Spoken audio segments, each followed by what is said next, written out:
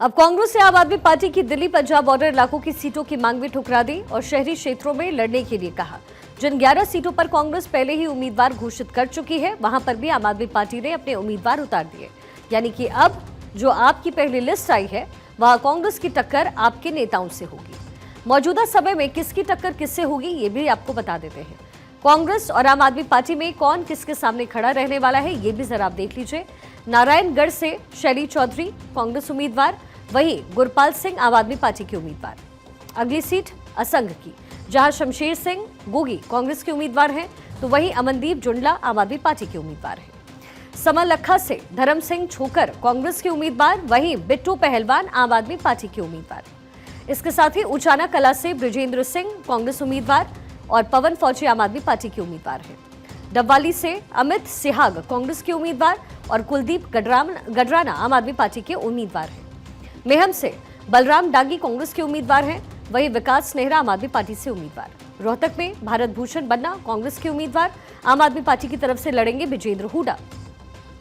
बहादुरगढ़ से राजेंद्र सिंह जून कांग्रेस के उम्मीदवार बनाए गए हैं, वहीं कुलदीप चिकारा आम आदमी पार्टी के उम्मीदवार बनाए गए हैं। अगली सीट है बादली की, जहां से कुलदीप वत्स कांग्रेस के उम्मीदवार हैं, तो वहीं रणदीप गुलिया आम आदमी पार्टी के उम्मीदवार हैं। बेरी से रघुवीर सिंह कादियान कांग्रेस के उम्मीदवार और उनकी टक्कर होगी सोनू अहलावत शेरिया से, जो कि आम आदमी पार्टी के उम्मीदवार हैं। महेंद्रगढ़ से रावदान सिंह कांग्रेस के उम्मीदवार हैं, वहीं मनीष यादव आम आदमी पार्टी से वहां चुनाव लड़ेंगे। बादशाहपुर से वर्धन यादव कांग्रेस से लड़ते नजर आएंगे, तो बीर सिंह सरपंच आम आदमी पार्टी की तरफ से लड़ने वाले हैं। अब आपको बता दें कि हरियाणा विधानसभा चुनाव से कांग्रेस और आम आदमी पार्टी गठबंधन को लेकर लंबी बातचीत चली। कल भी राज्य में कांग्रेस के प्रभारी दीपक बावरिया और आम आदमी पार्टी के राज्यसभा सांसद राघव चड्ढा ने मुलाकात भी की।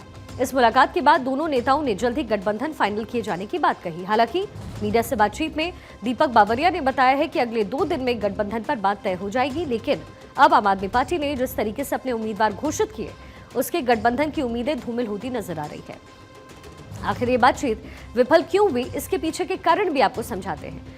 आम आदमी पार्टी की महत्वाकांक्षा काफी ज्यादा है। दिल्ली पंजाब के बाद आम आदमी पार्टी कई दूसरे राज्यों में अपना विस्तार करना चाहती है। गुजरात और गोवा में वो कुछ हद तक कामयाब भी हुई है। अब इसी कड़ी में वो हरियाणा में बड़े स्तर पर एक्सपेरिमेंट करना चाहती है। कांग्रेस को इस बात का एहसास है कि बीजेपी को अगर कोई हरा सकता है तो वही है। पिछले कई विधानसभा चुनाव में ऐसा भी देखा गया कि मुकाबला भाजपा बनाम कांग्रेस का रहता है और इसी वजह से कांग्रेस ज्यादा से ज्यादा सीटों पर खुद चुनाव लड़ना चाहती है। आम आदमी पार्टी और कांग्रेस के बीच में जो बात नहीं बन पा रही है, उसका एक कारण कुछ सीटें भी है। उदाहरण के लिए उसने कांग्रेस को साफ कर दिया कि कलायत विधानसभा सीट से आम आदमी पार्टी अपने प्रदेश उपाध्यक्ष अनुराग ढांडा को उतारना चाहती है। कांग्रेस और आम आदमी पार्टी के बीच हरियाणा विधानसभा चुनाव को लेकर गठबंधन अब ना के बराबर रहा है, क्योंकि आम आदमी पार्टी ने अपने 20 उम्मीदवारों की पहली सूची जारी कर दी है।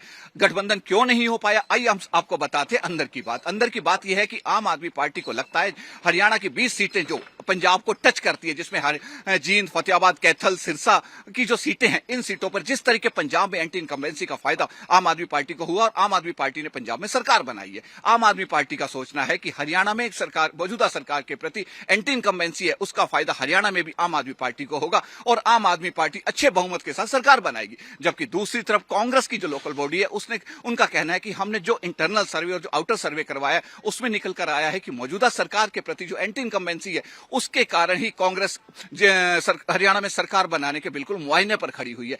दोनों को अभी जब ये नजर आ रहा है कि हम सरकार बनाने के बिल्कुल मुआयने पर खड़े हैं, इसी कारण इन दोनों के बीच गठबंधन नहीं हो पाया है। वीडियो जर्नलिस्ट दीपक कुमार के साथ डॉक्टर थानेश्वर शर्मा, चंडीगढ़।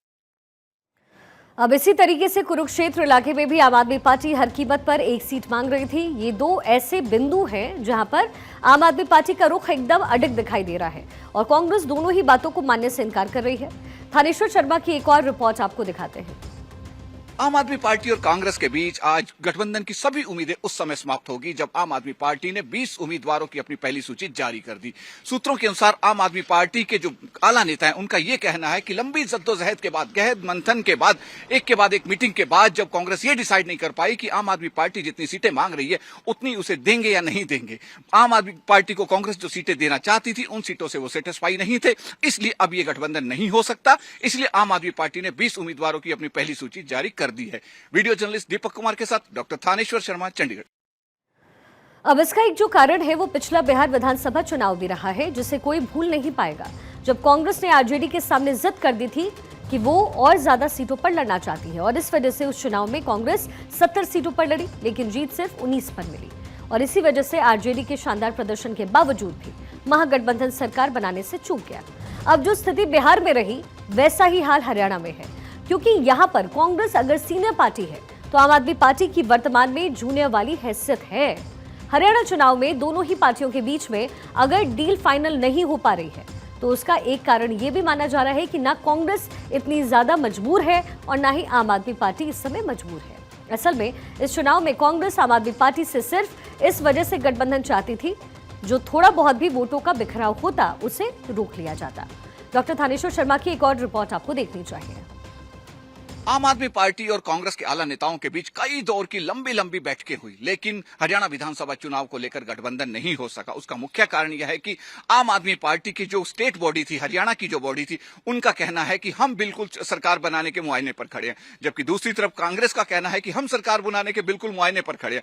दोनों का सोच अपने अपने तरीके से ठीक है, क्योंकि आम आदमी पार्टी की सोच है क्योंकि हरियाणा की जो 20 विधानसभा क्षेत्र है वो कहीं ना कहीं पंजाब को टच करती है। पंजाब में जिस तरीके से कांग्रेस सरकार के प्रति एंटी इनकम्बेंसी थी, उसका फायदा आम आदमी पार्टी को हुआ है और आम आदमी पार्टी ने पंजाब में सरकार बनाई है। हरियाणा की आम आदमी पार्टी को लगता था कि 20 जो सीटें हैं जो हरियाणा की पंजाब को टच करती हैं, उन सीटों पर आम आदमी पार्टी की पकड़ मजबूत है और भी सीटों पर पकड़ मजबूत है। इसीलिए बीजेपी के प्रति जो एंटी इनकम्बेंसी है हरियाणा में भी, उसका फायदा आम आदमी पार्टी को मिलेगा और आम आदमी पार्टी हरियाणा में सरकार बना लेगी। जबकि दूसरी तरफ कांग्रेस के नेताओं को लगता है कि जिस तरीके से हमने सर्वे करवाया, इंटरनल सर्वे, आउटर सर्वे, जितने भी सर्वे करवाए हैं, उसमें सभी सर्वे में एक ही बात निकल कर आ रही है कि मौजूदा बीजेपी सरकार के प्रति लोगों में एंटी इनकम्बेंसी है, इसलिए कांग्रेस सरकार बनाने के बिल्कुल मुआयने पर खड़ी है। दोनों स्टेट बॉडी के जो नेता थे उनमें आपस में यह सरकार बनाने के मुआयने पर खड़े होने के सुर अलाप करने के कारण ही आज आम आदमी पार्टी और बीजेपी कांग्रेस के बीच में जो गठबंधन होना था वो गठबंधन अब नहीं हो पाएगा, क्योंकि आम आदमी पार्टी ने अपनी 20 उम्मीदवारों की पहली सूची जारी कर दी है। वीडियो जर्नलिस्ट दीपक कुमार के साथ डॉक्टर थानेश्वर शर्मा, चंडीगढ़। अब आम आदमी पार्टी का जो प्लान बी है वो भी कांग्रेस को असहज कर रहा है। केजरीवाल की पार्टी कांग्रेस और बीजेपी के कई बागियों को अपनी तरफ से टिकट दे सकती है। अब ऐसा होने से कई सीटों पर समीकरण भी बदलेंगे और वोट भी बिखर सकता है। हरियाणा चुनाव से जुड़ी हुई एक बड़ी खबर मिल रही है, रुक कर लेते हैं।